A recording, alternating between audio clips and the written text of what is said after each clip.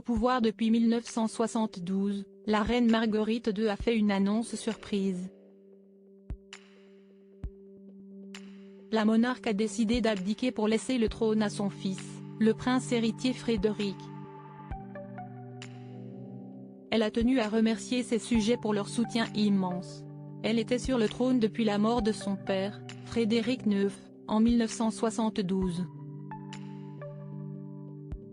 La reine Marguerite II, née à Copenhague, en 1940, a fêté son jubilé d'or, soit ses 50 ans de règne, le 14 janvier 2022. À la presse danoise, elle avait confié par le passé « Je resterai sur le trône jusqu'à ce que j'en tombe ». Il semblerait qu'elle ait finalement changé d'avis à en croire son annonce de ce dimanche 31 décembre. Affaiblie après sa lourde intervention chirurgicale du dos en février dernier, la monarque s'est remise en question. Cette opération et la difficulté de sa convalescence ont donné lieu à des réflexions sur l'avenir, sur la question de savoir s'il était temps de transférer les responsabilités à la génération suivante, avait-elle confié lors de son retour. Dimanche 31 décembre, elle a donc décidé d'annoncer la fin prochaine de son règne. Lors de son discours du Nouvel An, elle déclarait « J'ai décidé que c'était le bon moment ».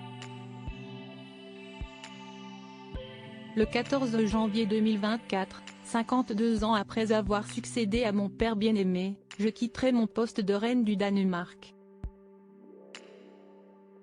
Je laisse le trône à mon fils, le prince héritier Frédéric. Elle ajoutait, « Ce soir, je tiens tout d'abord à vous remercier. Merci pour la chaleur et le soutien immense que j'ai reçu au fil des années. Un merci aux différents gouvernements, avec lesquels il a toujours été gratifiant de travailler, et au Parlement danois, qui m'a toujours accueilli avec confiance. J'espère que le nouveau couple royal recevra la même confiance. Mes remerciements doivent aller aux très nombreuses personnes qui, lors d'événements spéciaux ainsi que dans la vie de tous les jours, m'ont entouré, moi et ma famille, de paroles et de pensées affectueuses. Ces années ont été comme un collier de perles, indiquait-elle avec poésie. La reine du Danemark continuait reconnaissante. Le soutien et l'assistance que j'ai reçus au fil des années ont été décisifs pour que je puisse mener à bien ma tâche. Au sujet de son fils et de la relève qu'il s'apprête à prendre avec son épouse, elle se voulait confiante. J'espère que le nouveau couple royal recevra la même confiance et la même affection que j'ai reçue. Il le mérite.